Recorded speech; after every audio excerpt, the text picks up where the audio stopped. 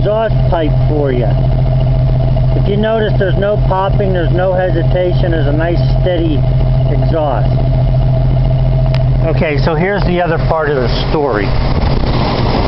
After I put the valves on there, and the valve cover and everything, I started the truck up. And once it started, I noticed that the popping was gone from that back cylinder where the push rod was off of the rocker, and all the new hydraulic lifters in there are working nice. So everything sounds good. I checked everything I could possibly check as far as I was going, the valves and all that stuff is good. Now I did change the motor oil. This motor oil is so dirty in this car that I had to change it, and I actually want them to change it in another week because it was so dirty. But here's the story. When I started the truck up, it was purring like a kitten. But when I took it for a ride, for some reason, the truck didn't have any power. I couldn't get it into third gear. It wanted to shut off and everything else. So I knew it wasn't my valves, because when it's idling, you would hear the valves ticking or whatever if there was a problem. The problem was the timing.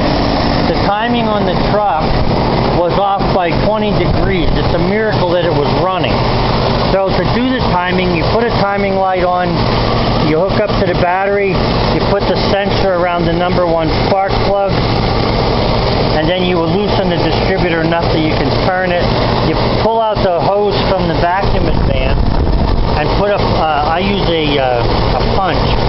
Put a punch up in there, leave it hang there, and then you adjust the timing. The timing marks for this truck are over on this side. I don't know if you can see them, they're down in there. That's, where the heck is it though?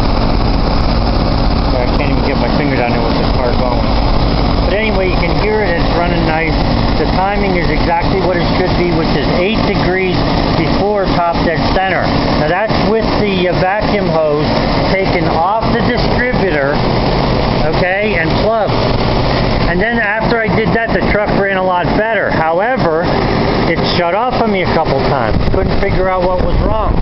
So here when I looked at it, somebody had been playing around with the choke in there, and the choke wasn't opening all the way.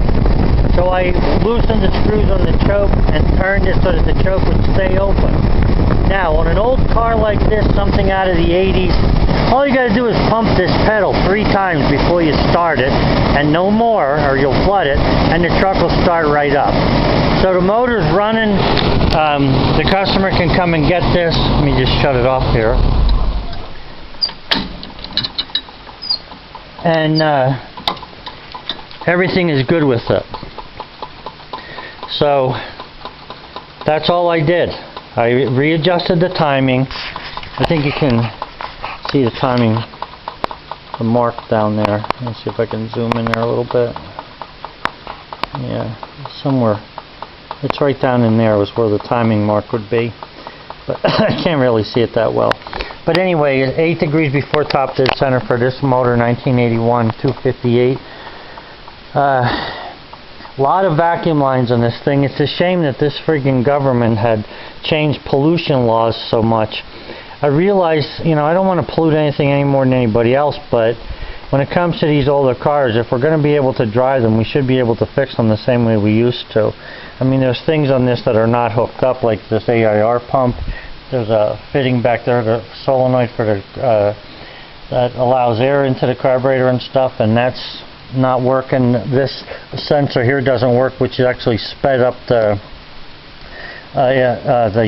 RPMs when the truck would first be started and it was cold. But regardless, the truck is running good and we should be in good shape.